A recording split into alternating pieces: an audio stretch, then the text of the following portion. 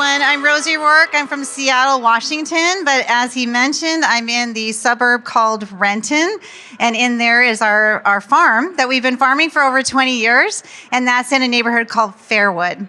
So I wanted to talk to you today about how to grow your farm, and to do that, I want to give you a little bit of history, but I also want you to know we're going to have 8 takeaways today, 8 strategies that you can implement right away that I promise you will grow your farm and maybe even just help you make a movement in your community. But you need to be able to implement them, not just take the notes down. Weave all of these 8 strategies together and give it time. So that's where I want to ask a question. Who here has started a farm before? A lot of people, so that's great. And hopefully I can give you some takeaways that you haven't thought of before. And then I want to see a show of hands. How many people have started a farm and then quit before the year was up? Yeah, that's what I thought. Yeah, that is like the kiss of death. This is a long game.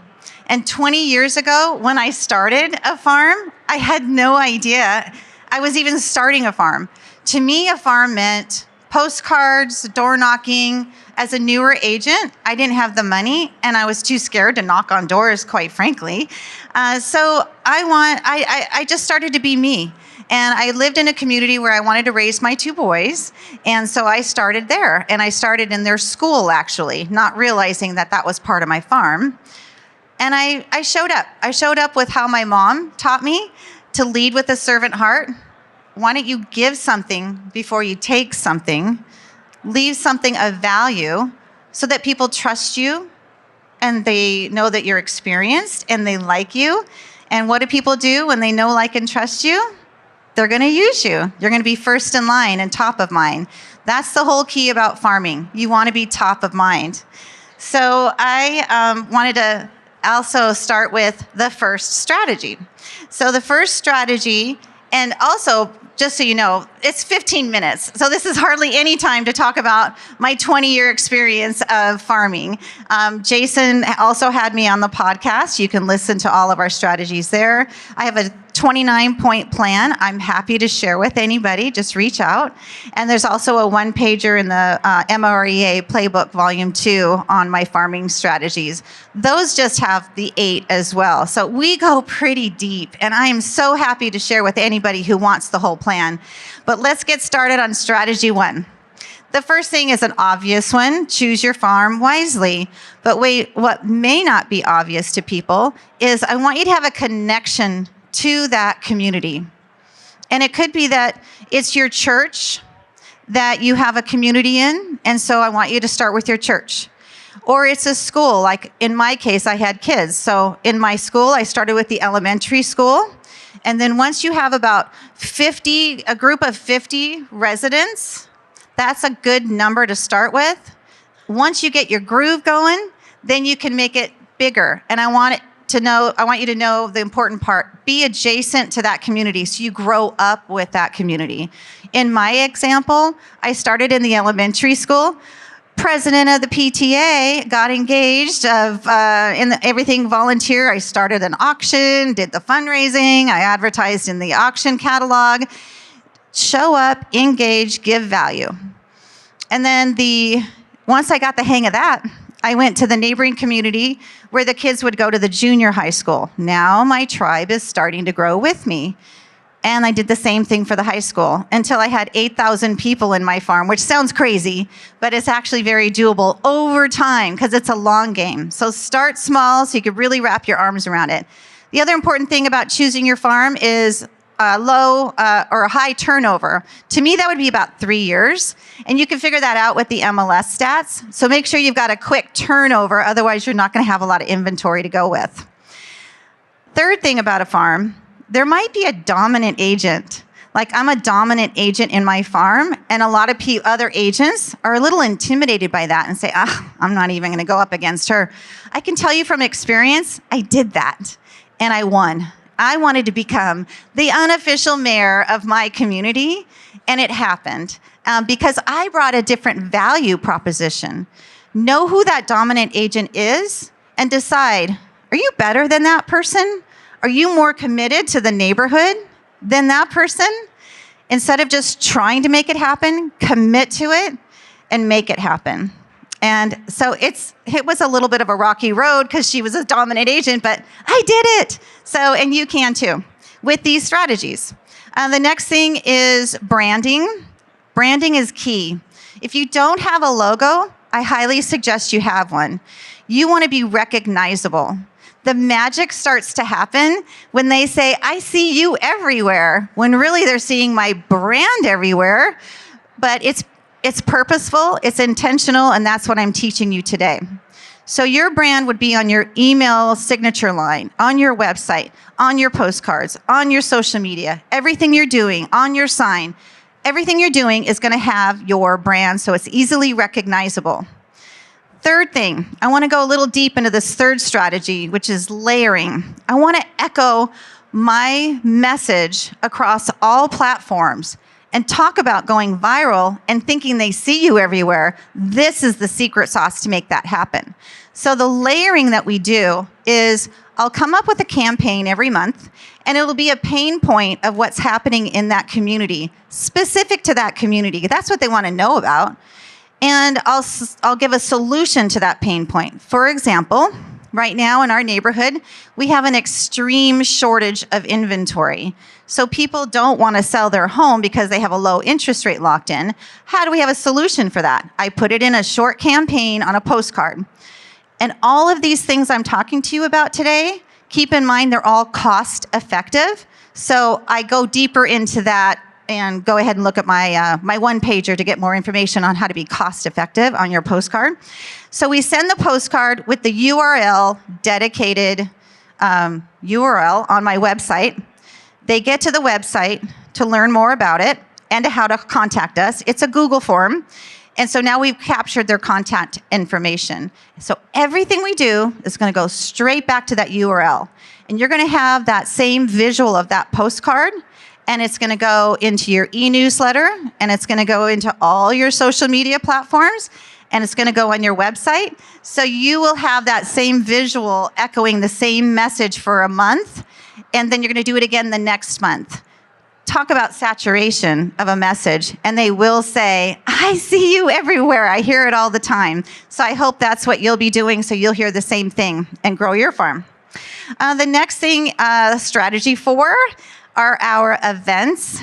My favorite. I'm a social person, so this is the one that I can get to grab a majority of the community at one time and have a meaningful relationship. Our events are bringing in 200, 300, 400, 500 people at a time, and we do 4 a year. Some of the examples I'll give you, but I really want you to think about, what are you passionate about? What do you want to do? Do you want to do an Easter egg hunt? What is important to you in your neighborhood? For me, it was a ladies' event where we support women-owned businesses in the neighborhood. We also do a recycle shredding event, and these are all free events for everybody to come to. Then I have a turkey trot, and the turkey trot, they get to win a frozen turkey the weekend before Thanksgiving, and all the kids get to come, and there's a prize for the first stroller that comes across the finish line, a prize for the first dog that makes it across the finish line. So we have fun with it, and the community loves to do the fun things together as a family as well. So it brings out all the different genres of your community. And my goal during those events is to go up and shake hands, give hugs, ask them how they're doing, and go in to each person on a deep level. The next strategy is strategy 5, social media. Surprise, surprise, right? That's how everybody is learning about real estate these days. The majority of the time is having their socials be seen. So let's be seen. Let's make it go viral. So when I say social media, I really mean it. I mean across all the platforms. Take that campaign as well as other ideas that you have intermittent throughout the year, throughout the month. Do personal engagement, business engagement. When somebody on social media in your neighborhood says, hey, do you know a good electrician? Or do you have a good plumber? You're going to be the one in there saying, yes, I do. This person. You're going to be that trusted resource person, that go-to, that leader in the community. And also, when you give your personal information in there, personal things you're doing with your family, then you become more authentic and real, and then they connect with you. You're not just a business, you're a human being. And again, they want to know, like, and trust you. That's just one of the ways to get deeper in with them on a relationship. So the social media, let's talk a little bit more about that. You have your personal social media. You have your business social media. There's also the neighborhood ones. So again, remember I said I lived in Fairwood. There's I Love Renton, I Love Fairwood, Neighbors of Fairwood Greens, Residents of Fairwood Greens. There's so many next door. I am on all of them, and I'm engaging on all of them. The first 30 minutes of my day is catching up on some social media and poking in and engaging with people on that level.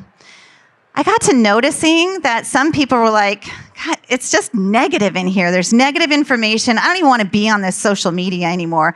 So I created Positively Fairwood. And you would think there's already saturated with all those Facebook groups. Is that even going to be a thing?